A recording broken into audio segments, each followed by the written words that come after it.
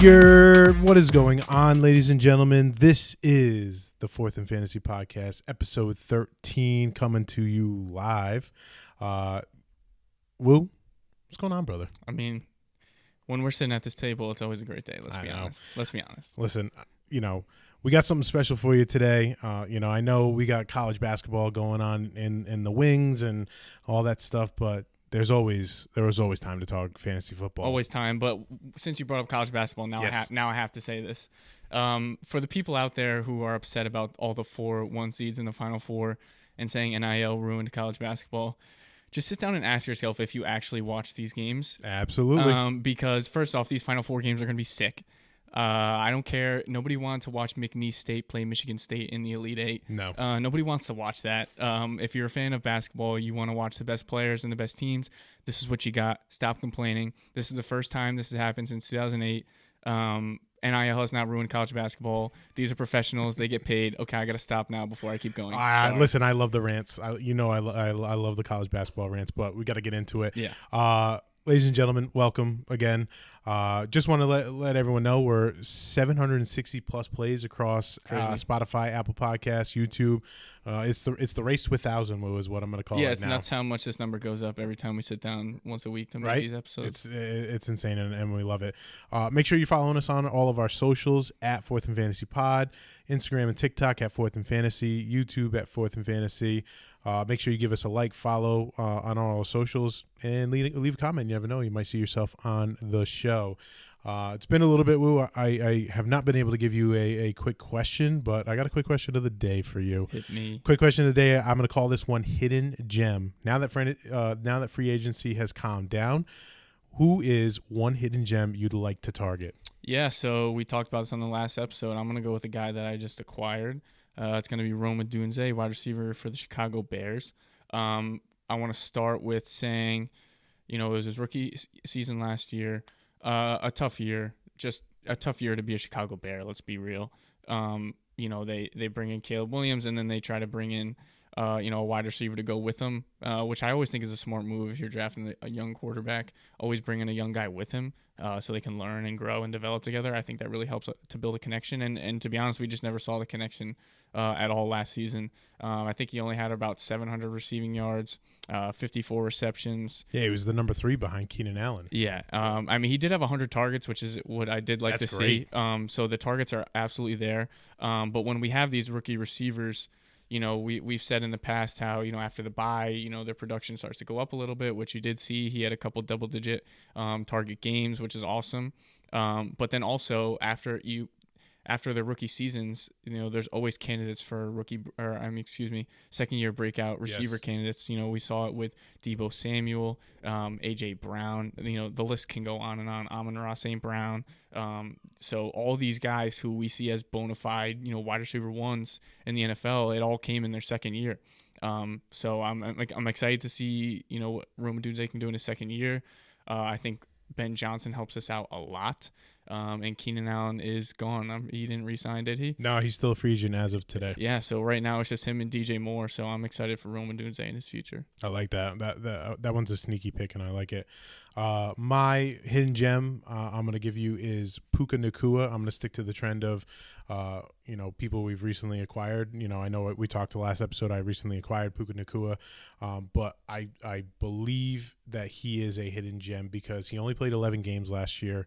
And everyone just thought that, because that was the talk coming out of BYU, he's injury prone, not being able to stay on the field. He gives you a historic rookie, wide receiver season, and then, follows it up. I will say he only played 11 games, Woo, but in those 11 games, he was the number 1 graded receiver by PFF. Number one, surprised. and only playing 11 games. And you talk about Rome Odunze, playing. I don't know if he played a full 17 game season, but Puka had 103 targets. When you demands the ball. When you dive deep into the metrics, and I'm going to talk about Puka in a later video, but the second half of the year, weeks 9 through 18, he was the wide receiver 5. Even missing all of those games in the front half of the year, he still gives you a wide receiver 5, and that was the talk. Can he become an elite alpha receiver? in his second year, and he proved that and then some. You know, another quick metric, he led the league in yards per route run. You know, he had 3.56 yards per route run, which was the best out of any wide receiver in the NFL this past year. So I think he's a sneaky gem. I think people are not willing to take him on due to his, you know, injury history, but I'm not afraid of that. You know what I mean? No way. I don't think anybody should be afraid of that. If you're someone who can acquire Puka Nacua in your leagues, you go and you do that right now. 100%, 7 days of the week. You know, and just a couple of, you know, more things about him. You know, he's only 23.8 years old, and Cooper Kupp, they released Cooper Kupp. He signs with Seattle, and they bring Devontae Adams in, but that doesn't scare me. You know what I mean? That encourages me that Puka is the alpha dog on that team. Devontae Adams is 32 years old. You know what I mean? Like, he's going to give you, what, 1-2 seasons? Max, at most. You know, and then there's Puka after that. Yes, I know Stafford, you know, may retire, but I think Sean McVay is a intelligent coach that's going to set up his successor before Stafford leaves that building. 100%.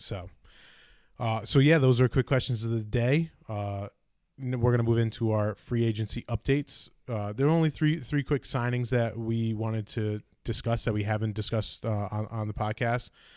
First one, pains me to say it because I know a week ago we were talking about you know, how happy we were for Jameis Winston being you know, the quarterback, and then the Giants turn around and they signed Russell Wilson. Brian Daboll, just start packing your bags, man. You're not making it through the year. And I said it too. I believe I said last episode, I said, you're not worried now about Russell Wilson being signed, and here you go. Russell Wilson signs a 1 year, $10.5 million deal.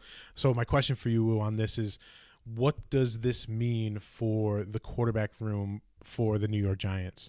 To be honest, I don't get it. I don't get the signing at all. Like, the difference between Russell Wilson and Jameis Winston is, in my opinion, literally nothing. Like, I don't know why you're signing both of these guys just to make it like a QB battle or something like that. To me, it makes no sense. I think it's Russ is going to be the starter if you're just looking at the money, because he did get more.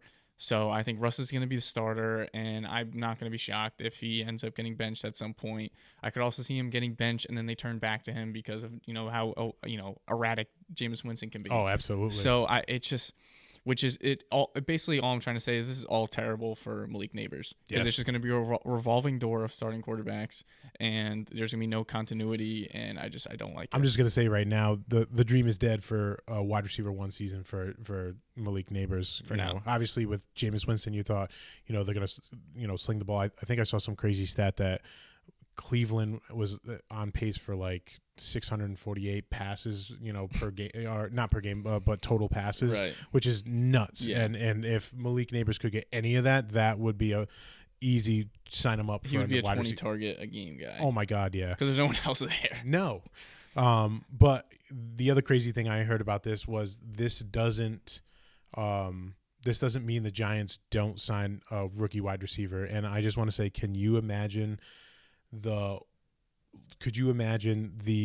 quarterback room? Like, I would love a camera in that room. You have Jameis, you have Russell, and then you have this rookie, just listening to them. Two opposite personalities. You know, I think that would be hilarious, and that'd be must-see TV. Yeah. Get him on Hard Knocks. Yeah, absolutely. The next one is Stephon Diggs. Stephon Diggs signs a 3-year deal with the Patriots. There you go, Patriots. You got yourself a wide receiver. 3 years, $63.5 million. But I believe when you dig into the numbers, this is really like a 1-year deal. Yeah, there's an opt-out in there somewhere. Yeah, so, I mean, great. You know, there's another target for Drake May. I actually really like Drake May. I think he's going to, you know, he has some real promise in year 2. I mean, I don't know. Bottom line is they got to make a move in the draft, in my opinion. Yeah. But we'll see. I think the money was a little insane for this deal, but the more I thought about it, they have the money to spend, and they need receivers, like, real bad. So, yeah, it sucks getting Diggs, a 31-year-old, off an ACL, but at the end of the day, like, they need literally anybody. Yeah, I mean, anybody else that they don't have already. I was going to say, they waited too long for all of the other options. Like, Godwin turned him down, even though they gave him a bag. Kupp was out there. They didn't make a move. Or they did. You know, who knows? Right. But you're at this point now where you're scraping at the bottom of the barrel. You have Diggs, you know, Keenan Allen, and, you know, I don't know who else other than going into the draft. So, you know, I hope they go into the draft and get a receiver for Drake May. I think they have to. But, I think they have to too. If they don't come out of this draft with, I don't even care if it's not even like a first round pick used on a wide receiver. They need somebody else. Yeah. So bad. But I do think for fantasy purposes, I think this is good for Drake May. The one thing to pay attention to is, even though they said they're confident that he's going to be ready week 1. Like, I don't know. Like, I feel like they would have came out and said it already if he was guaranteed. Right. And I know they said that he is ahead of schedule in terms of his recovery, and he's out on the field making cuts and things like that. But it's like, do you really want to be doing that right now at 31 years old? Like, yeah, that's the other thing, is there's so much time until the season starts. So a lot more can come out. Why are you doing that? We already saw when the Panthers rushed back Jonathan Brooks and he re-tears his ACL, and at least he's like 22, 23 years old. Diggs cannot afford, another re-tear. No. He'd be done for his career. Yep. So we'll see. And then the last free agency signing, just want to plug it in. Tyler Conklin, 1-year deal, $3 million to the Los Angeles Chargers. Conk, baby. I was just talking to Wu pre-show about this, and I think this doesn't rule out a potential tight end signing for the Chargers in the draft. It really shouldn't. I mean, he only got $3 million, for a deal. So if you really thought Conklin was a viable option, he probably would have got some more money. So we'll have to wait and see. They could take a shot on Mason Taylor, like one of those tight ends that we just talked about, where they're still younger and they're morphing into that tight end position, because in college the usage usually isn't crazy for tight ends, right? And I think the whole reason why you go out and get Conklin, yes, he's a reliable in the passing game, but he gives it, he does well in the running game, you know what I mean? And you need tight ends who are going to block in the running game, because Harbaugh wants to set it up with the run and then hit you with the play action pass. So we'll see. But we're going to move into our main topic of the show. Ladies and gentlemen, we got a treat for you today. We are going to give you a rookie mock draft, pre-draft, by the way. So what's going to happen is Wu and I are going to just trade off between first and second pick, and we're going to talk about the players, some things about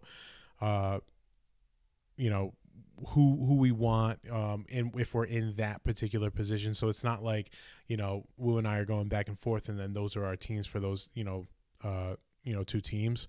We're only going to do 2 rounds. We'll save the third, because I think two is going to be good enough for us to talk about the players who we want to target.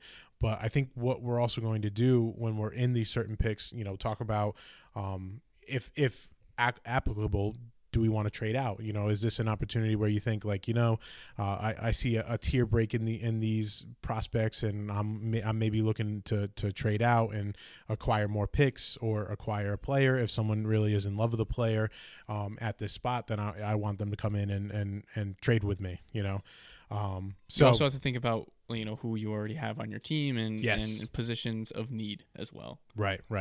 So we're gonna kick it off. Would you like to take the honors of the 101? Yeah, just throw Ashton Genty in there while we're at it.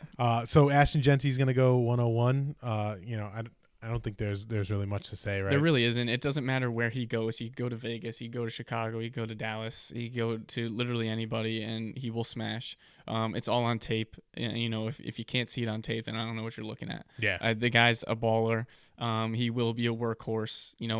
Even depending on whatever situation he ends up. In Chicago, they got Swift and Roschon Johnson. That won't be an issue at all. Vegas, there's nobody. These are just teams that I'm seeing, frequently in mocks. But like I said, he could go to any team, and it'll not be impacting his fantasy value at all. No, I everything you say, I echo. I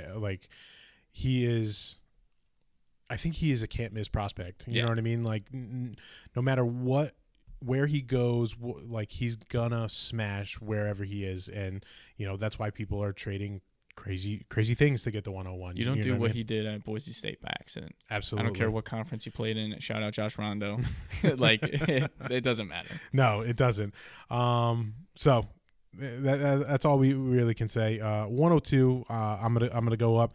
I think this player is in the same tier as Ashton Genty. I've been talking about him the entire time, but it's Omarion Hampton. Wow, okay. Omarion Hampton is I think my number 2 overall prospect. He is not the dynamite can't miss prospect that Genty is, but he is your prototypical running back. We talked about him before, but he's 6 foot 220. He did it multiple years at UNC. He had multiple years of 1,100 plus yards. He's just a monster. And when I watched him on tape, it was just everything you loved. The power, the vision. The only thing I didn't like a lot was his long speed, but I think if he goes into a gap scheme fit for a team, I think he's going to smash and be insane. Like, he could be somebody that if he goes to the right system, he has double-digit touchdowns this year as a rookie. Yeah. I think the second pick, I'm not mad at it at all going Hampton. I think the second pick is definitely a spot where you can go quarterback, running back, receiver, and it kind of just really depends what you have. So if Hampton's your guy, and the other thing I'll say is, if you need running backs, this is the time to take them. Yes. I don't care where you are in the draft. If there's a guy that you're in love with, go get him, because this is the only time. Like, we haven't seen a class like this in a very long time. So don't miss your shot. Is all I'm trying to say. I like that. All right, sir. 103 is yours. Where are you gonna go? I think I'm going to go Cam Ward. Wow. Yeah. There's a couple names that I'm thinking here. Obviously, McMillan's there. Travion Henderson's another name. Luther Burden, who I'm on record saying he's my wide receiver 1, and I'm still on that take. I'll put it to you this way: there's a league a dynasty league that we're in, and I'm thin at quarterback. I have been since the startup draft. It just wasn't a position that I was targeting a lot during our startup draft, and it can hurt. There's some weeks where you kind of wish you had another big time quarterback that you could start. For the longest time, I've been running Josh Allen and Geno Smith. Yeah. Like, obviously Josh Allen is amazing. But prior to that Geno Smith kind of blow up year, it was like, oh, do I really want to start this guy? Like, you're kind of really picking your spots. And I think out of all the quarterbacks in this draft, I think Cam Ward is the safest pick in terms of their his fantasy value going forward. I think he can easily be a starter in this league. And I think it's leaning Tennessee. I think Callahan can make it work with Cam Ward. They do need to add some weapons, but I am confident in Cam Ward as an NFL player. Yeah. We talked about it before when we went over our QB profiles. I think he's the only QB in this class that is special enough to elevate the pieces around him. And obviously Tennessee's not the greatest of landing spots, but I think if he is able to just at least stabilize in year 1, and provide value for, Pollard and Ridley, I think, year 2, they make a commitment. If he can do it, they make a commitment to Cam Ward, and then you may see that, that Tennessee offense flourish in 2026. I personally, I think I have Cam Ward lower on my boards just because of the prospects that are in this draft. I think I like a little bit more. I think I was doing this exercise by myself, and going back and forth, and I think I was consistently having Cam Ward go to the 108, 109 area because of the prospects in front of him that I think are just really good. But I totally respect your decision to go with Cam Ward at 3. Yeah, and I think the other thing I'll say, obviously, like I'd already mentioned, if you're thin at quarterback, it hurts. So if you can get the best quarterback in the draft, I'm just gonna it's just the truth. If you can go get him, go get him. The other thing I'll say is, because my mind, especially in Dynasty, I'm always thinking trades. When you have a young quarterback, when there's still question marks around it, let's say you draft him year 1, it was okay. You have high hopes for year 2. His trade value is still very high. Yes. So you can easily go make a move with this guy. He's absolutely an asset. I was going to say, think of Bryce Young. You know what I mean? Like, Bryce Young had a horrendous first year, and everyone thought he was dead and gone. Now he's out in the streets. And now he's out in the streets, and everybody wants him. Yep. So I have the 104. I am just going to put the player there, and I'm going to let you react. Okay. Whoa. Yes. Okay. So this is a change of heart. This is a change. This is a huge change. So if you're watching at home on YouTube, I forgot to say this. We're giving you the drafts right there on the bottom of your screen. If you can see at the bottom of your screen, it's Mr. Travis Hunter at 104. I have thought about it, and I think I truly believe whatever team drafts Travis Hunter, could be the Patriots, could be Jacksonville. I think they're going to use him primarily as a receiver. Okay. You don't have a player who puts up 1,200 yards, has 15 touchdowns in college. He's your Biletnikoff winner. He's your Heisman Trophy winner, and he doesn't play meaningful wide receiver snaps. I think that would be the worst mismanaged thing you could ever do if you're an organization. I think I'm of the mindset that I think Travis Hunter is a better receiver than he is a cornerback, and I know that might be a hot take kind of thing, but I don't know. I don't think it is. I don't know. Like he's that good. He is that good, and I think a team is going to believe in him, and take him as their wide receiver one. And if they take him as their wide receiver one, I think that's massive untapped fantasy value that people are not realizing right now. Obviously the draft has not happened. It's March 31st, right? But if he goes as a primary wide receiver, I think you're going to see him fly up so fast on draft boards. Like I think some people will take him over McMillan. I really do. Just because of his skill set. It's just waiting for that team to say, yes, he's going to be our receiver, not he's going to be our cornerback. I mean, the Colorado tape is just nuts. Like it is. The plays, like obviously he was all over everyone's social media feeds, but for good reason. It's not just because he was playing on Deion Sanders' team. Right.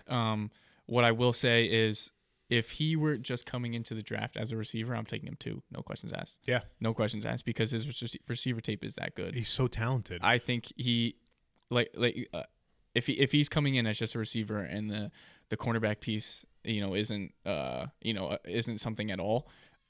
I think he's a better receiver than McMillan. I like him better than Burden. Like, it's all there. I just need to know. I think one big thing is, we talked about this with landing spots. Like, if he goes to the Giants, is he going to be? I would lean more that he's a cornerback. Sure. Because they have neighbors. But if he's a Patriot, then absolutely I could see why would they not put him at receiver, because they need the help. Right. What does Roger Goodell say when he gets drafted? That's what the position question. Does he say from Colorado? What position does he say? I think that'll be a very big sign. It'll be the biggest sign, but I think he's going to say wide receiver out of Colorado, and I think you're going to see people throughout the next couple of days after the NFL draft. He's gonna be up here. I wouldn't even be shocked if he was up at 103 past Cam Ward, to be honest with you. Mm-hmm. Just because also, yes, the talent, but I think then the hype and the buzz of like, oh my God, he's finally gonna play. He's only gonna play wide receiver. Like, I need to get my hands on him. Yeah. And dynasty tip for some of you folks there, if you're sitting at the 103 104 and you need more picks or something like that, someone's in love, that's your opportunity right there to trade back and get some picks, because people will trade whatever if it means that they can get up here and take Travis Hunter. 105, Wu, you are on the clock. Yes, I am. What are you thinking? We talk about how deep this running back class is, but I'm gonna keep the wide receiver train going. Give me Luther Burden. I gotta stand on business here. He's my guy. Again, another guy whose tape is just ridiculous. God forbid he had a quarterback who could throw it further than 5 yards. Yep. Just his ability to catch, like the amount of times I saw him catch a ball 2-3 yards behind the line of scrimmage and break it off for 20+ yards. The yards after catch ability, the ability to break tackles consistently and just gain yards that he has no business gaining. Mm-hmm. When he gets out in space and he's got 5 guys around him, no green grass in front of him, his ability to create green grass in front of him. These are all things that if I'm in a spot to draft him, I can teach him all the other stuff. He already knows how to catch the ball. I don't care about his route tree. You see what he does when he's starting backwards. Right. Like, to me, I just think the ceiling is insane. Again, Mel Kiper, put him in the first round. Stop being stupid. Like, I just think his ceiling is so incredibly high. I couldn't agree more. Obviously we're both Burden fans here on this podcast, and I just wanted to go back into, my notes about him. Obviously, his hands are phenomenal, and everything, either at or behind the line of scrimmage is all there. And just like you said, just put him in a competent, offense that has him go past, 3-5 yards. And I think he's going to be a special player. I haven't looked at the mocks recently, but one that's been sticking out to me that would be, it would hurt, but I would also love it is, could you imagine him going to Denver and being with Bo Nix? That's a creative offense right there. That's a creative offense right there, and that's 100% worthy of drafting at the 105 right here and now. And yeah, he would easily work himself into that receiver room. Cortland Sutton, I think, is pushing 30. Yep. Marvin Mims, although he looked pretty good towards the end of the year, he still hasn't had enough production to where I'm nervous about if Burden goes there. Him not getting any targets. So exactly. All right, I am here at the 106. I have seen now Travis Hunter and Luther Burden go, and I can't let this man sit here any longer. I'm going to take Tet McMillan at 106. Yeah. Tet McMillan is an athletic freak, right? We've talked him up before. He's 6'4". I believe he's 6'5". Sorry, 212 pounds. And when we talk about him, he's not just your jump ball go get it guy. And I think a lot of people are just categorizing it and just like pushing him to the side, like, oh, this guy's he's a jump ball guy, and that's it. And that is not the case. If you watch the film, he's a dynamic talent when he's running around on the field. You know what I mean? He, had back-to-back 1,300 plus yards, with a questionable quarterback and a questionable offense. Like, that screams to me that he is an elite player. Like, if you can do things like that with, chips around you, like you're an elite guy, right? And I talk about the yards per route run, and I'll say it again: 2.5 versus zone, 2.9 versus man. Like, he does it all, So I would be jumping up and down if I could get Tet McMillan at 106. Yeah, as much as I like Burden, I mean, McMillan's that dude for sure. He's got magnets for hands, which is pretty important when you play receiver. Yeah. Those are fantasy points, every time he catches that ball. So the athleticism is nuts. Like you said, he's not just a jump ball guy. He can beat you downfield if you stop paying attention to him, which you should never stop paying attention to this guy. And another thing that I just respect from him is, like, he goes to Arizona, who is not a football school at all. And he it wasn't this past year, but 2023, when Arizona had a pretty solid season, and he was there for that. He was a huge part of it. So to that, for me, that's just tip of the cap. Yeah. Do you think there is fatigue on McMillan right now because he's been the number one guy for so long, and people are starting to try to knock him and bring him down the draft boards even more? Like, I've seen some crazy stuff where, like, he's going to, like, number 20. I think he goes to the Chargers at 22. And I did see that recently. I don't know. Like, do you think there's just fatigue on McMillan right now because he's been the lead dog for so long? I think there is. I think he's absolutely worthy of a top 10 pick if you're a Carolina. Even New Orleans, Chris Olave has had a ton of injury trouble recently. So I think he's easily worthy of a top 10 pick. I think if he goes outside the top 15, I'd be very, very surprised. Yeah, absolutely. All right, Wu, you're on the clock. 107. Yeah, so we're going to get back to the running backs here. Give me Quinshon Judkins. Yes. Yes, Travion Henderson, ADP-wise, he's been going ahead of him a lot more. They're Ohio State teammates. My rankings, I have Judkins at 2. I have him above Hampton as well. So those are the two running backs I was looking at. It was Henderson and Judkins.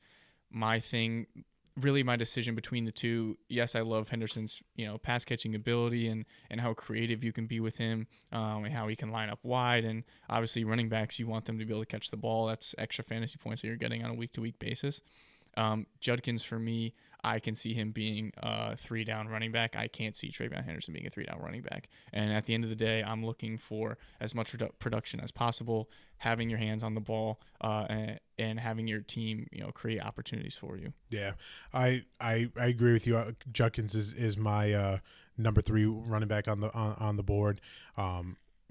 Just like you said, like, he out of the big 5, we call it, wide, running backs, Genti, Hampton, and Judkins, I think, are the three guys who are going to be your 3-down potential workhorse running backs.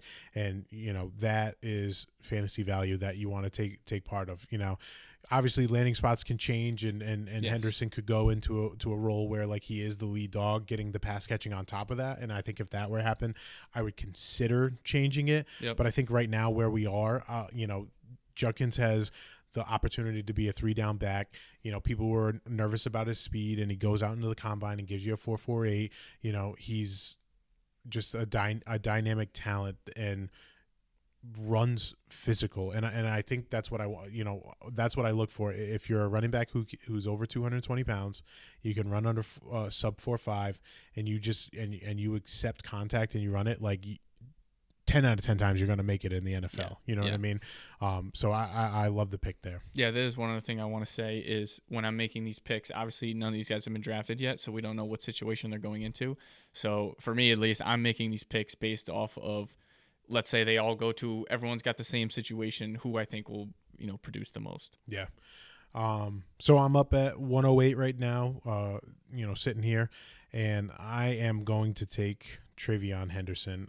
Yep. I think what you're gonna see in rookie drafts are, I think Judkins and Henderson are gonna go back to back. They're either gonna go Henderson Judkins, or it's gonna go Judkins Henderson. Because I wouldn't want to miss on either. You don't want to miss on either of those guys. Exactly. Like, yes, Wu talked about, him potentially being, a pass catching back, but I think he has the chops to be for sure an in between the tackles kind of guy.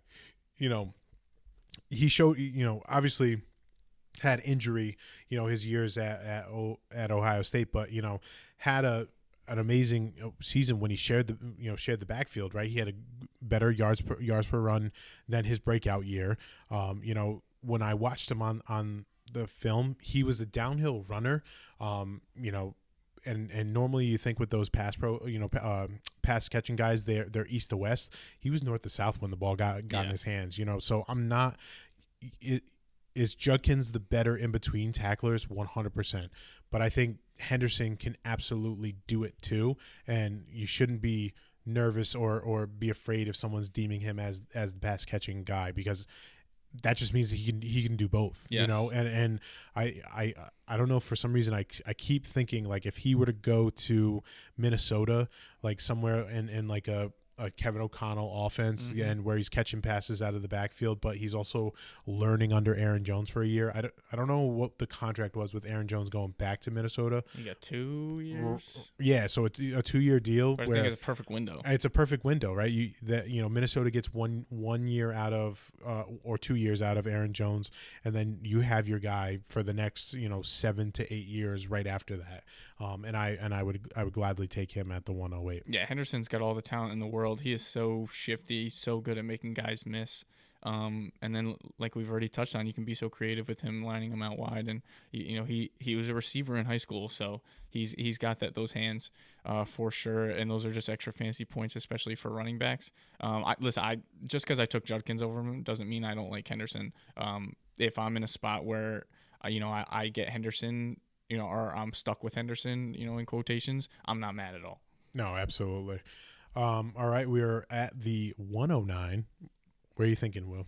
Oh, I know exactly where I'm thinking. Give me Tyler Warren. I love that. I think this is a good spot for him to land.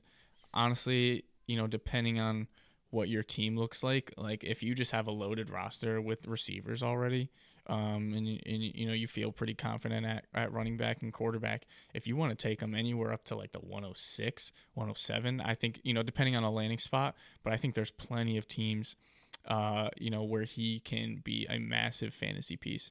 Another thing I want to say is the last 2 years we've seen a rookie tight end be the number one overall tight end in fantasy. If anybody's going to do it, I think it's going to be this guy out of this class. But the 109 is a comfortable spot for me, like easily. I would say the furthest I would go is probably the 106, and it would have to depend on who went already. But I think anywhere between the 106 and if you can get it, I think he's gone before the 110. But yes. if I'm at the back of that first round, he's sitting there. That's easily best player available. Give me him every single time. Yeah, and even if you're set, if you're a team that you like, you're set at tight ends. Like, take the shot on this guy. You know what I mean? Yeah. We talked about last episode where I think that he is probably the only tight end in this draft class that could be the number one option for an offense. And you think about it, like if he goes to the Jets at 7, please, or he goes to Indy at I think they're 14 or 12. Yeah. I think he smashes. You know what I mean? Like, and it's not just because they're running quarterbacks that are there. I think he's that talented that they're going to work him into the offense, and they're going to tell those quarterbacks, you need to get Tyler Warren the ball. I'm also curious to see if any, and I talked about this last episode, I'm curious to see if any of these teams are going to utilize him in other positions. You know what I mean? Like when we talked about him at Penn State, he was being used playing quarterback, doing dives, or in the college football playoff, options. Not just a scrub week 4 game. Right. Like it wasn't just like, let's have fun, Tyler Warren. Why don't you go out there? No, this is life or death. Yeah, life or death. Like, we need you read option to go. Yes. And I'm so fascinated to see if anyone is going to do that. Yeah. So now I'm here at the 110, and I have 2 choices. If you do not believe in this player that I draft, I think this is a perfect spot to trade out. If you want to trade out and acquire more picks. But the player that I'm going to take here is going to be Caleb Johnson out of Iowa. That's a good one. My thought process with this is, if you do not like Caleb Johnson, I would trade out. But for me personally, I'm going to take the last big time running back of this, historic draft class. Yeah. And I don't want to miss out on one of these players when I have a first round pick. And if I have an opportunity to take one of these guys, I'm definitely going to do it. Caleb Johnson, we talked about it. I'm, obviously not as high on him as some people, but, hadn't had an amazing season, 1,537 yards and 21 touchdowns. He saw the field very well. He had some decent bursts, and, he just had a nose for the end zone. And I think you can't, knock a player, for that, just because, they had 21 touchdowns on a great Iowa offensive line. So what? So what? He scored those touchdowns himself. And I think, again, if you're in this position at the 110, you have an opportunity to take one of the last of the big 5 running backs, you take that opportunity. Yeah, for me personally, if I'm sitting in that spot, or if I'm in the situation you were just in, and there is probably another player I would take ahead of Caleb Johnson in that 10 spot, how this draft has gone. Yep. But when you bring up the argument of, this running back class is insane, and this is the last one of that big 5 that we keep talking about, I totally agree with, wanting to at least just get one of them. Yes. And if that's a spot I have to do it, then that's a spot I have to do it. Yep. But I think, listen, New England, man, I think he would be so great in New England. Really? Even with Ramondre there? Ramondre, really. What hands? I know. He got benched for Antonio Gibson. He did. I mean, led the league in fumbles. And I saw something actually on Sidebar about Ramondre Stevenson. A lot of people knock him for his fumbling, but if you look back at the past 5 years of the people who led the league in fumbles, the following year they either had like 0 or 1. Okay. So we'll see what happens. You never know. We'll see what happens. 111, Wu. Okay. Where were we 111. There was one name that I thought for sure, I really want this guy, and then I'm checking out my list, and there are some other names I'm thinking about, but I think for this draft I'm gonna stick with my gut. Give me Egbuka from Ohio State. Emeka Egbuka. Yep. I think he is a very very talented receiver. Ohio State has done they have a track record of printing NFL receivers. He has been a part of loaded wide receiver rooms at Ohio State and still remained relevant. When it comes to the route running, sure, is it not, up to some of these other guys like Travis Hunter and Ted McMillan? But I think when it comes to being NFL ready, I think he's absolutely at the top of that list. I was just about to say he's the most pro ready guy, other than probably Genty. He's the most pro ready guy out of this draft class. Yeah, and I think the appropriate situation, I don't know if he can be a 1. I think he would be a great 2 highlight piece for, a big stud wide receiver 1. Yep. But, to me, Egbuka, I think the fantasy upside is still there, even as a 2. Yes. No, I would agree too. I think I think his upside is being a very elite too. I think we talked about comps, and I don't know if it was, I think it was you who had thrown this comp out, but like he screams DJ Moore to me. Like the more that I think about it, I don't know if you threw that comp or if I did, but like he will be a phenomenal slot guy that you don't just put like a nickel corner on there to guard him, because you need a dude out there. You need a dude out there who's gonna guard him, and and he's too fast for linebackers. Like I think he's a good mismatch.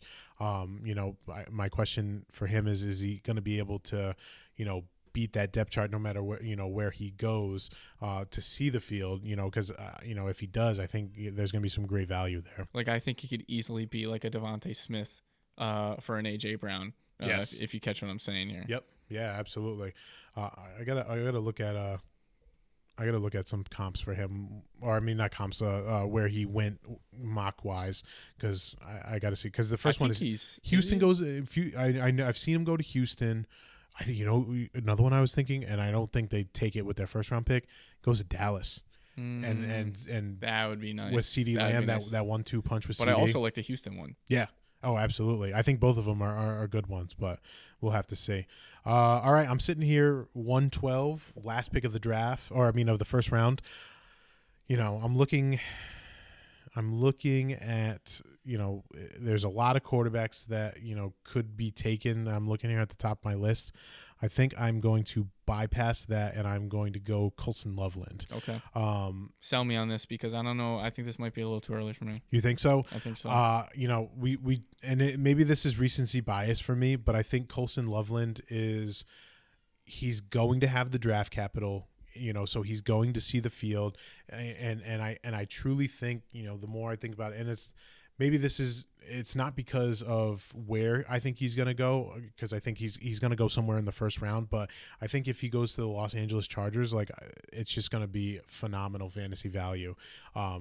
He is going to be a perfect asset for someone like Justin Herbert, where they're going to run the ball, and then play action. We talked about Colson Loveland. The best route that he runs is a seam route. You hit him on a seam route down the field, he goes. I was concerned about obviously the lineup this past year, but obviously talking it over, it really does seem like he was lined up either in the slot or out wide because of the shoulder injury, and he finally gets that fixed. He's going to be clear to go for training camp, because 2 years ago, I'm sorry, when he was in the Michigan offense with Harbaugh, he was a down lineman. Like, yes, he varied, but he spent his time on the line, hand in the dirt, and I think he's going to be able to step up to the plate and be able to do that in the NFL. Yeah, I like that. I mean, when it comes to the tight end position, I think it's definitely, Warren has a tier by himself, and I think it's Loveland by himself. So he's definitely above, all the other tight ends for me. For me, I keep saying I'm not like huge on the tight end position. So maybe that's why, I think there's other guys I would take ahead of Loveland there. Yep. But I agree, with the team, like, if he ends up on the Chargers, I think that would be like a perfect scenario for him. Yeah. If there is going to be fantasy value. Either the Chargers or the Colts or the Seahawks, like I think there are multiple landing spots that are encouraging to me that I would want to take him at the 112. Okay. All right. Start of the second round, Wu. What are you looking? What are you feeling? So there's definitely a name I'm looking at. Is it too early to take a kicker? I don't know. Kickers matter. No, they don't. No, they don't. So there is one name I'm looking at here. I think, I'm going to go. Yeah. Do what your heart says. Yeah, my heart says Matthew Golden. Whoa. Yeah. Okay. So I think Matthew Golden is one of these receivers who, sure, is it a little spotty at times? Maybe, he didn't have insane production at Texas. Again, we've touched on it before. Texas, their whole offense, it was kind of just a mix of everybody, and it worked. They were a very good football Gunnar team. Helm leading in receptions. Yeah, so to me that makes no sense. But as a team, it worked. They just never had that bona fide guy. I think he goes to the combine and lights the world on fire with his 40-yard dash time. Yep. And when it comes to his size and his speed, I think that pairs really well. I just when I'm looking at fantasy, when I'm draft, even if it's a redraft or a startup draft, or specifically with rookie drafts, because I'm definitely somebody who I would rather have a proven player already than a rookie draft pick. Depending on what the spot is. But for me, if I am drafting rookies, I'm looking for the highest ceiling, and I think his speed will, be his biggest asset in the NFL. And he's a bigger guy too, so I really like that as well. Yeah, I was just looking up. Yes, this is exactly what I thought. I was just looking up Daniel Jeremiah's 3.0 mock draft, and he had him mocked to Dallas. That was another place that, and it's I've seen him in the first round a ton. Yeah, I think so that's the other piece that I failed to mention was I think the draft capital will be there as well. Oh, absolutely, I agree. If you can get a first round wide receiver in the second round of your rookie draft, like that's phenomenal. You take that all day long. And I think he's in that Egbuka conversation as well as a wide receiver too. But I think he can easily still be fantasy relevant. Yeah, I mean, listen, we've hemmed and hawed about Matthew Golden, on this podcast before. Matthew Golden, please don't come for me, but I don't know what you're gonna get from him. Like if he starts to come out and is that dominant player that he was in the college football playoff, I'll draft Matthew. Massive games. Yes, like I will 100% draft him, but you can't just take you have to look at the entire picture. You can't just look at one corner of it that is amazing. And there are glaring problems throughout the regular season with him where he was inefficient as a receiver, had some bad drops. Yeah. But if he cleans those things up, I would love to draft him where you just drafted him at the 201. Yep. So moving on to the 202, I think looking like team. If I'm team 2, I took Marion Hampton.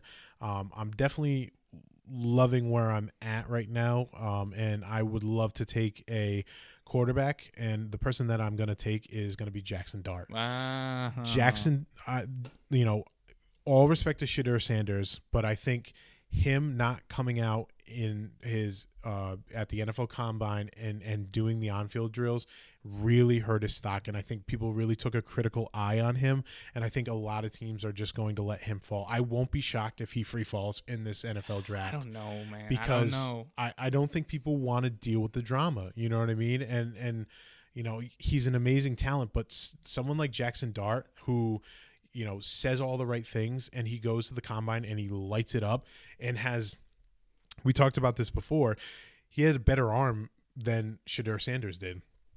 If you can take that and then put him in, a system where he's got a good coach that's going to coach up, his, and then the athleticism takes over, I want Jackson Dart over Shedeur Sanders. That's fair. You know what I mean? Like for me, and maybe it's wrong, I just feel like Shedeur is capped where he is athletically and as a passer, where Jackson Dart has a little bit more that we have not seen yet. And I think if he goes to the right place, that coach is going to get, the best out of him, and he's going to be a stud quarterback to take in your super flex leagues. Yeah. I mean, that plays into, my ceiling, take as to where, you're trying to hit home runs with these guys. Right. And there's a chance that, you could take someone in the first round.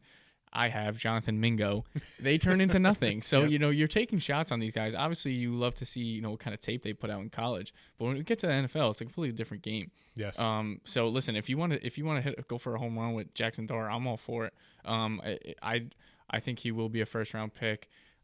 Clearly, Pittsburgh just doesn't want to sign a quarterback, so I think that's a popular landing spot that I've been seeing a lot. And that's okay with me too. Like if they have the receiver I think room. I would totally be fine taking Dart at the 202, and they, even if they still sign Aaron Rodgers and he sits a year behind Rodgers, that's even better for me. You know what I mean? Like I wouldn't even mind letting him sit for a year on my bench, and then he comes into that situation with DK Metcalf if Pickens decides to stay. Roman Wilson from Michigan, who had basically a redshirt season there. There are some pieces there that he can pass to. Jalen Warren out of the backfield, as well. So we'll see. But that's where I was thinking at 202, 203. Wu, you're up. Are you gonna be mad if I do this? I'll listen. I'll never be mad at what you do. Trey Harris. Listen, I love that. Go ahead. You tell the people about Trey Harris, because I'll tell the people afterwards. Again, I just love, looking for the upside. This guy's pretty young. He is still molding into a receiver, as a player. I think what he has already shown on tape, like the guy can, he is an athlete. What was the stat of his yards per route run? He had his career yards per route run was 5. Yeah, and like the average was what, like 2.5. Yeah, 2.5. So I mean, if you're a numbers guy, that's something you want to be paying attention to. And he was a part of a very explosive offense at Ole Miss, with Jackson Dart. So yep. I just think how this might not be the right word. I don't mean it in a negative way. How immature he is as a receiver. He's raw. Yeah, that's yes. a better word. He is a very raw receiver. But what he has already put on tape, I think, going to a very good coaching staff and having the right guys around him to help him with his transition to the NFL, it's that ceiling, man. That's what it always goes back to. Like, you're taking shots here. He is one of the players in rookie drafts that I am praying people sleep on and let him fall to me. I have talked to everyone from the 202 to the 205 to trade up and get that pick, and I haven't had any success yet. But I'm telling you, the moment I make that trade, that you can stamp it, that's who I'm taking. The one stat I'm going to give you is 8 games. He only played 8 games. He had 1,000 yards and did more than what people, Matthew Golden, did in 12 games. 17.2 yards per carry. Like he is such an enigma. Like he could flame out and be like I'll sit here and say, I will go down on the Trey Harris ship. You have to. He could be absolutely nothing and turn into nothing, but he could be like such an insane receiver. And if he goes to a system where he is a place that I think of is like Denver or the Chargers. Like if he's that field stretching guy and you have your guys that can run underneath, obviously if he goes to the Chargers, Ladd eats it up all the time, and you're going to have to respect that. And then once he takes off down the field, he just pulls away from people. And it was so, like, when you watch the film, it was so weird because he only runs a 4.54, but his 40 time and his game speed are two completely different things. So different. And I would love to be able to take Trey Harris at the 203. Yeah, listen, if you have a take, you got to die on that hill. 100% I will. If you back out of it, you're soft. Yep. So all right, 204. I'm gonna stop. I'm gonna stop the slide. I'm gonna take Shedeur Sanders here. That would have been my pick. Shedeur. I like Dart more than Shedeur, but Shedeur is no slouch. Shedeur is someone who is gonna is gonna give you consistency week in and week out. I think he's going to make the right decisions. I don't think he's ever gonna play, outside of himself and where he's gonna make terrible mistakes. I think he's very intelligent and he takes care of the football. And if I can get him at here in the second round, 204, where normally he's being mocked at like the 111, the 112, I'm cheesing from ear to ear. Yeah, it was an internal conversation for me at the 203 to take Sanders.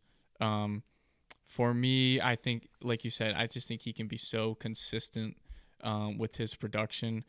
When we did our QB profiles, like, to me, if he can just be like Jared Goff and just give you 200, 250, couple touchdowns, and there's two schools of thought on what he can do with his legs, because the rushing numbers in college were awful, but he also had to factor in sacks take away from your rushing yards. Right. I think he can easily extend a play if need be. Not that he's gonna be Lamar or Kyler Murray out there running all over the field, but if he needs to get 5 to 7 yards, I think he absolutely can. My biggest thing for Shedeur is he creates a lot of sacks for himself. Yes. And that will not fly in the NFL. Defensive coordinators will pick on you and have a field day if that's the case. See Zach Wilson. So to me, I just really like Shedeur. This is a big one for a landing spot.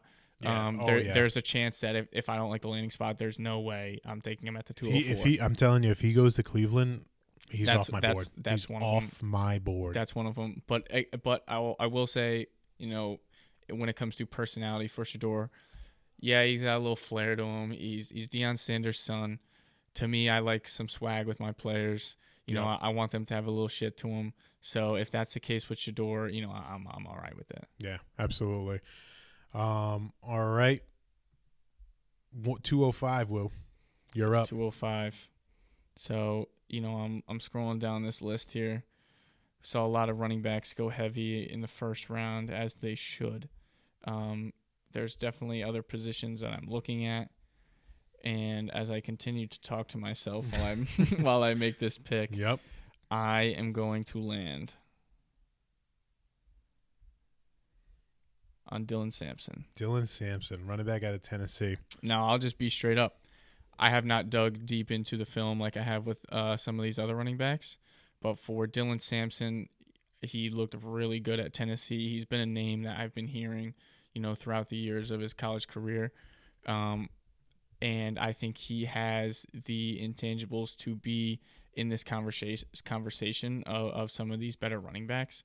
I don't think he can be a 3-down back, but I think he could easily be a complementary piece in a running game, especially if he lands on a team with a really good running game, and that's a heavy part of their offense. I think he'll easily have fantasy value.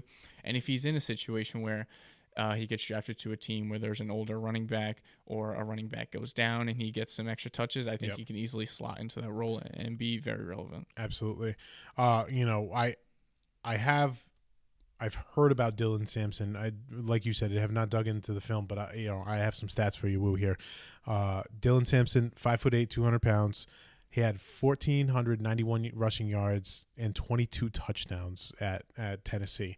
You know, the things that I have heard about Dylan Sampson, and the things that, you know, I also take with a grain of salt, is players coming out of Tennessee a lot of times, you know, skill position guys, receivers, you know, running backs, their stats are inflated because, you know, a lot of times Tennessee runs, you know, obviously you set your wide receivers out wide, but they set their wide receivers out on sideline to sideline. Yeah. And what happened a lot with Dylan Sampson was it was just outside zone, and he just had a wide gap to, you know, rip off, you know, runs here and there, which, you know, good for Tennessee. Absolutely. You know what I mean? They're no slouch. They're a great program. And, you know, this guy rushed for almost 1,500 yards in the SEC. But I love the pick. I think Dylan Sampson, after we talk about the big five, he is probably the top, you know, or if like not the second. Yeah. You know what I mean? He's in that next tier from the big five that, you know, I'd be looking to take here at the 205. For sure. It's again, got to pay attention to the landing spot. To be honest, this might have been a spot where I would have liked to look back and trade out of. Sure. There aren't a ton of names that like fly off the board to me. Shador would have been my pick if you hadn't taken him in the pick prior. Other than that, you know, there are some interesting names, but I think this would have been my first spot where, you know, I would have sat there and thought about, you know, moving back and maybe getting some more picks, or even just moving out of the draft completely in this spot and getting a pick next year. Yeah, or something along those lines. So I'm up now with the 206, right? If I'm the manager at Team 6, I got Ted McMillan at the 106. And I missed out on some running backs, but, you know, I'm going to take my shot on Devin Neal, running back out of Kansas. You know, some people, I'm not going to name names, but some people put him ahead of, you know, people like Caleb Johnson and Quinshon Judkins. Are his initials Mel Kiper? I think they might be. Okay. So Devin Neal, just for the folks at home who don't know, 5'11", 213 pounds. He was, from what I remember, he was Mr. Kansas for high school football, goes to the University of Kansas, you know, so you respect the guys who stay in their state and, you know, do it for their home school. 1,266 yards, 16 touchdowns, you know, and he runs a 4.58. You know, I think Devin Neal is someone who, depending on the landing spot, you know, the running back needy teams, like the Chargers or like the Bengals, you know, if they're sitting in the second and third round and they snag someone like Devin Neal, I'm interested. You know, I would be willing to take a shot here in the middle of the second round. I like that. Devin Neal was definitely, you know, when I'm looking at that Dylan Sampson pick, he was the other running back I contemplating. Again, I didn't watch a ton of Kansas, but I do remember seeing a ton of highlights of him having some big time plays. So yes, yeah. We are in the 207 now. We're starting into the later half of the second round move, right? We're starting to take quote unquote shots on some guys. Oh, some big time shots for sure. Let's be honest. So, where are you feeling here with the 207? So with the 207, I am leaning receiver. If you look at Team 7, we did go Judkins with that first pick. Okay. You want to diversify your portfolio a little bit. Of course. And the two receivers that I've been very interested in, especially post combine, were the Iowa State guys with Jalen Knoll and Jaden Higgins. So I think between the two, when you're in a spot where you're kind of just taking a shot, if you want to take a shot in either one, I'm not mad at it. For this draft, I am going to go Jalen Knoll. Okay. Sell me on Mr. Jalen Knoll. Yeah, I mean, his combine was super impressive. I believe he was a 1,200-yard guy. If not, he was flirting with it. Yeah, 1194. Yep. So, and I think the touchdown numbers was also, I think he had like 8 or 9. I'm kind of going off the top of my head here, but for me, this receiver class isn't incredibly deep like we've seen in years past. But I think if you're, sitting in this second round, and it's always nice to have young pieces on your roster, especially at the wide receiver position, because you can start so many of them. Yep. Depending on your league format. I think either one of these Iowa State guys is a great shot to take. So for this case, I'm going to go Jalen Knoll. Yeah, I think it's a great shot to take. Just looking at his profile, there's two things that kind of, jump out to me is, he averaged about 15 yards per reception, and he runs a 4.39. So, he's definitely a burner inside the slot. Smaller guy, 5'10", 194, but obviously not small. So and the thing that I had heard, about him was he gained so much buzz from the Senior Bowl, and you really take stock into those players because there's some really good fantasy asset or players who have gotten a lot of buzz from the Senior Bowl and have turned it into great careers. Some guys I think off the top of my head were Tank Dell got a lot of buzz from the Senior Bowl. Puka Nacua got an amazing amount of buzz out of the Senior Bowl, and obviously Tank Dell's injured now, but was lighting it up his rookie year. And Puka Nacua is like a top 5 dynasty wide receiver you want to have. So I'm not sitting here banging the table saying Jalen Knowles your next best dynasty wide receiver, but if you follow the trends and you take the shots here at the 206, you're taking a shot on a guy that could potentially break out because he's had a phenomenal Senior Bowl. I see no problem with that at all. 208 now. I'm looking at the board. I'm obviously I'm team 8 here. I took Henderson with the first round pick. I'm looking at my options here on the board, and I'm going to stick with the trend of running back, and I'm going to load up and take Ollie Gordon out of Oklahoma State. We've talked about Ollie Gordon here on this podcast. He was the 2023 Doak Walker Award winner. He was last year's Ashton Genty. He lit the world on fire, and then it just all blew up in smoke, in 2024 for him. And I don't blame. There is some blame for Ollie Gordon, but I don't fully blame him. That roster was bad. Yes, and that offensive line at Oklahoma State was awful. He's a bigger guy, right? I think we said he's 6'2", and it takes him a little bit to get going. But if he goes to again, if he goes to like a man scheme or a gap scheme, offense, and he has a great offensive line where he doesn't get hit, 1 to 2 yards in the backfield every single time, and he can actually get going like Derrick Henry gets going. I think he can actually be a valuable fantasy asset. So, I'm going to take the shot on the guy who's the nation's best running back and 2 years ago in the end of the second round. Yeah, I mean, the guy was a touchdown machine that year. He has the big playability. This year there was a lot of negative tape, but for me, when we were looking into him, I wanted to watch some of that 2023 stuff because he didn't do it last year doesn't mean that he can't. Right. He proved that he can. And you watch his 2024 film, and he's his athleticism flashes all over the field. Like he's in the open field and he's hurdling guys, and he has great vision. When he gets to that second level, like I think it's still there. I just think that he needs to have a reliable offensive line, and there's nothing wrong with that. Like being a guy who relies on your offensive line to be amazing, because we've seen it when he has a great offensive line, he puts out some phenomenal stuff. Oh yeah. So. That's my pick at 208. Woo, you are up at the 209. Yeah, this one's gonna be a lot quicker for me. I'm gonna go Jalen Milroe. Whoa. Yeah. So I've said this when we did our quarterback profiles. He is not a year 1 starter. I don't even know if he's a year 2 starter. I think this is someone who I think he's a player who needs to sit and learn, develop as a quarterback. For me, the rushing ability is what really stands out to me and makes me want to draft him. When you're looking at quarterbacks and those top quarterbacks, that finish every year, they have that rushing upside, and it's huge in fantasy. Those are extra points.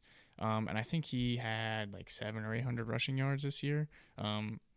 So if he can land in a really good situation, like please, the one I think about, and I'm pretty sure I said this in our episode, is the Los Angeles Rams. Like, yes. Could you imagine him sitting behind Stafford with Sean McVay? Yep. How creative he can be. He has a weapon already in Puka Nacua. They have a running game. Oh my God. He's on a dynasty team. I can't think of his name. Oh my God. What is his name? Who are we talking about? The Rams running back. Oh, we're talking about Kyron Williams? Kyron Williams. Oh, my God. Sorry. That was – oh, jeez. Okay. So, anyways, I just really like the Rams as a landing spot. That's one that would really make me want to draft Jalen Milroe. But, again, this is super situation depending on where he goes. Also, what day is he getting drafted on? Is he a round 2 pick? Is he a round 3? I think the round 1, kind of buzz that he was getting to at the very – beginning stages of mock drafts coming out is gone. So I think he's going to be a day 2 pick. And I think if he is a day 2 pick, I'm still confident in teams being committed to this guy. Yeah, absolutely. So I'm up here at the 210. I took Caleb Johnson with the 10th, at team 10. Again, I'm going to stick with running back here, and I'm going to go Cam Scatterboo. Okay. We have not talked about Cam Scatterboo on this podcast yet, but what I'm going to say is 1,711 yards, 21 rushing touchdowns, 45 receptions for 605 yards. That is an insane stat line. And he almost beat Texas by himself. He was in the Heisman finalists. Like, you don't ignore a Heisman finalist. Yet we can talk about him being 5'10". We can talk about him being running a 4.65. I don't care. I think Kyron ran a 4.6, it wasn't great. It wasn't great. I know it pushed him down the boards, and I'm sure that's exactly what's happening with Scatterboo, because you don't think he's dynamic of a runner to do it in the NFL, but you watch the film and this guy does it all, and I think a team's going to fall in love with his skill set, and they're going to rely on his skill set, and I'll take the shot at him at 209 all day long in the rookie draft. Totally fair. I'm a big proponent on if it's on tape, that means he can do it. And with the right coaching and situation, it can be done on a more consistent basis. So I'm totally okay with that, especially late in the second round. Again, we're going for home run balls here. So absolutely. 211, Woo. I'm gonna round up. Pick. Yeah, I'm gonna round up my draft here. Shout out our latest guest, Ty. Give me Harold Fannin. I was waiting for one of us to take him. Yeah. I think there may be a scenario where I wait until the 3rd round for him. But in this case, I just think the numbers he put up at Bowling Green were nuts for a tight end. Yeah. I think he was I don't have him in front of me, like 1,500 yards. I can put that up for you in 1 second. It was easily over 100 receptions. It was 117 receptions, 555 yards, and 10 touchdowns. I mean, come on. Sure, it's Bowling Green. I don't care. They played at Penn State and Texas A&M. So they had and he put on. Like, that's the thing that we talked about, right? Like, he put on, and that's what you want to see. Like, it'd be one thing if he tore it up against, the MAC. I think they're in the MAC, against the MAC, and, shriveled up against Penn State. But he had, one of his top best games against Penn State and Texas A&M, and you can't look away from that. I think it speaks volumes to his ability as a player to be the focal point of his offense at the tight end position, and he performed when he needed to. A target machine, everything was run through him. So even if the production will come down, I shouldn't even say that, but when he gets the NFL, even if he has a third of that production, just the upside that he brings along with that, I think it's really interesting. Absolutely, and I think it'll take him a little bit, but I if that's what he puts out in college, I don't see why he couldn't do it in the NFL. Like, sure, you're not going to do it your rookie year or even probably your first 3 years, but you give him some time. I think he comes through in a big way. If he goes to the right system, because that's the thing that we talked about last episode, right? He needs to go to the right system, and he needs to go to someone that's going to value his skill set, right? I don't want him if he goes in the 4th, 5th, 6th round. Absolutely. Because nobody believes in him and they're just taking a shot on him. But if someone wants to take him in the 2nd or the 3rd round, I'm interested in taking Harold Fanning. For sure. Round us out. I'm going to round us out, baby. Last pick of the draft, I'm going to give you Mr. Alec Iomaner, wide receiver out of Stanford. That's a name I was looking at. Yep. I think when you're sitting at the end of this draft and, you're just kind of taking shots, I think there's no problem taking a shot on someone like Iomaner. Iomaner, 6'2", 206 pounds, ran a 4.44. So, speed, you have the height, you have the weight, like, all he has to do is have either the draft capital or the landing spot, and that's a perfect prospect right there for me. Yeah, I haven't seen a ton of Iomanor, but I've definitely heard his name a lot. His name is going up boards, and he's definitely a guy where you need that good landing spot. But yeah, all the athletic intangibles are there, so now it's kind of in the hands of whatever team he lands on. Absolutely. So there you have it, ladies and gentlemen. That's our 2-round mock draft. But before we round it out for you, we want to give some honorable mentions. So honorable mention that I just want to give to the people at home, this one's a deep cut, is DJ Giddens, running back out of Kansas State. I talked about DJ Giddens at the end of our running back episode. I'm going to bring him up again. He is someone who's starting to raise on people's draft boards just, based on his skill set and what he can do, right? We talked about the one knock that I have for DJ Giddens is that we talked about running backs being north-south runners. He's an east-west guy, but he's shifty. He's probably the most shiftiest guy running back in this class. Went to Kansas State. Had 1,343 yards rushing, 7 touchdowns. Also had 21 receptions for 258 yards, but he was a dog. You watch him on the tape, and he was just making people miss left and right. And he's someone where I could see a team, if he gets like round 3 draft capital and is like a change of pace guy to, like a bruising running back. Like if he were to, be a change of pace for, I don't know, someone like if he was a change of pace for Najee in Los Angeles, I think that's a phenomenal place to go. Or, if he was a change of pace guy in Denver, I think that would be a great place. But DJ Giddens is someone I'm going to put out as an honorable mention. I like that one. You've definitely brought his name up in the past. So I like your stand on business. I'm going to go Mason Taylor, tight end from LSU. Stand on business, Will. Yeah, come on. So we talked about this in our tight end episode. This is definitely the second best position class-wise, behind the running backs.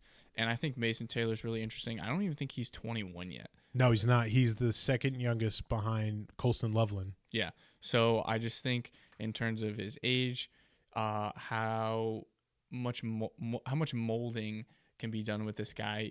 The athleticism is absolutely there. If I'm remembering from my notes correctly, the blocking wasn't great. I think that's coachable and also just an effort thing. So if he can be bought in a really good culture, that'll keep him on the field. I really like his hands. He can go up and get a ball over a linebacker or a nickel corner, whoever's on him.